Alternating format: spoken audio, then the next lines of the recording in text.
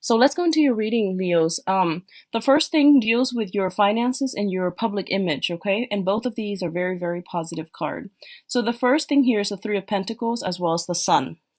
The Three of Pentacles indicates a collaborative type of an environment where you are going to have to work and share ideas, bounce ideas off of, and expand your ideas with another person or a group of people. So these are people that you are working in close proximity with in order to build something of value together. So it's not really an individual effort, it's more of a joint effort involving, ideas exchange, building upon tweaking, altering, and ultimately coming up with the best practices or the best solution.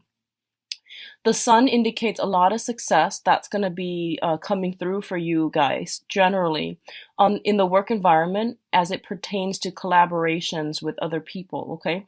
The sun is also a card about the ego. The Three of Pentacles is a card about compromise and collaboration. So both of these things can sometimes be at odds with one another.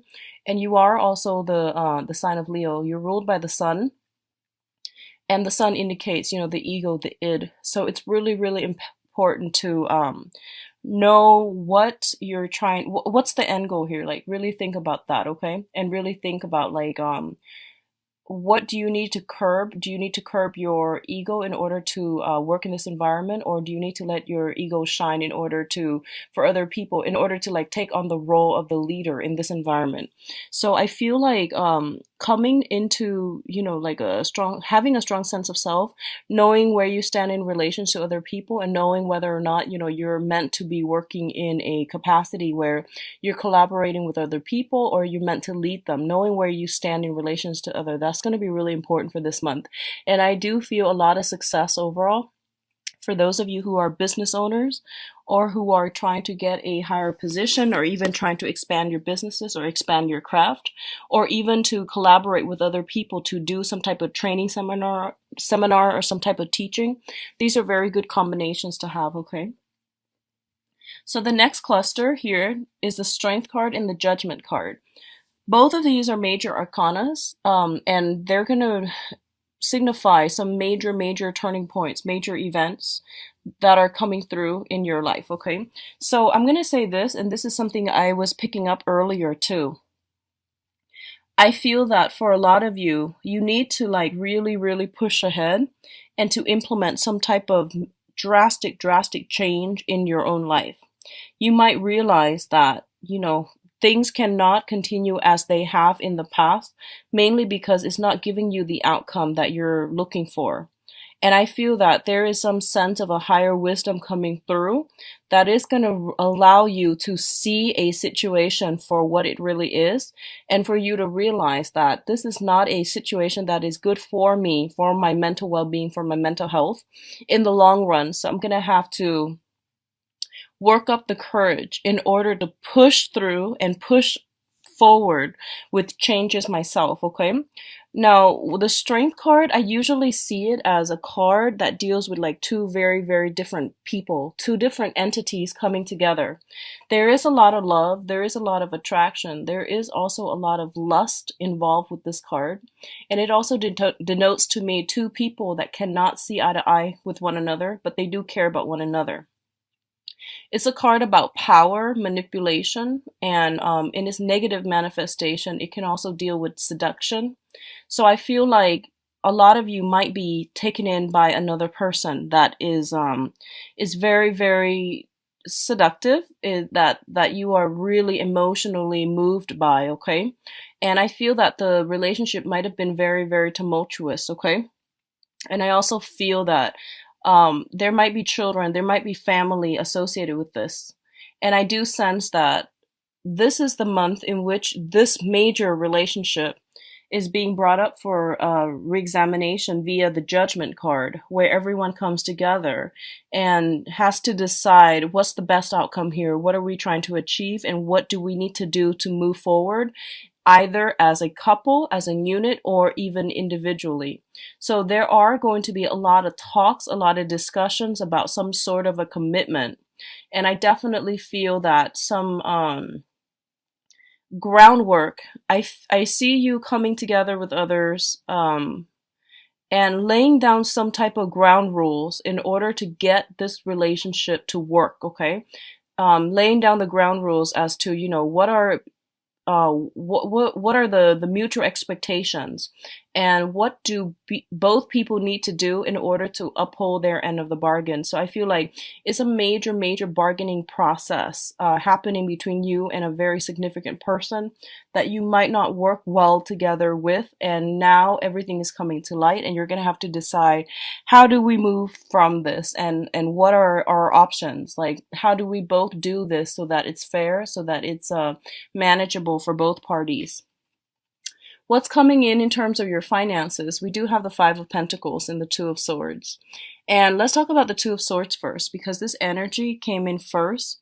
The Two of Swords indicates a decision, a point of stalemate, indecisiveness, as well as hitting a crossroad in the long road of life and not knowing where to turn. So on the one hand, you can see she is blindfolded. She's got her swords covered her chest, which is somebody who is very emotionally and even mentally very protective, okay? They've got their sword up, they've got their walls up, and they're keeping people at arm's length. On the other hand, their intuition is giving them all the information that they already know, so there's a lot of confirmation here. Intuition is going to be very strong for you guys, for Leos this month, and trust your intuition. I feel like you're at a major crossroad when it comes to a relationship. And I do feel it is a karmic, significant relationship here with the Five of Pentacles. The Five of Pentacles usually indicates like either could be like on a soul level, very karmic, in which you care about the other person. No matter what they do, you always take them back. You always forgive them. The Five of Pentacles is the couple that's cast out in the cold, but no matter what, they still got each other. And it's kind of like that ultimate, to death do us part through thick and thin. And it's two people that's willing to go through hell and back for one another. So there is a very strong karmic cord of attachment here. And this mentality about to death do us part, it's for some people it's very honorable. For other people it can be construed as being toxic. So depending on which side of the coin you're on, I feel like this is erring on the toxic side.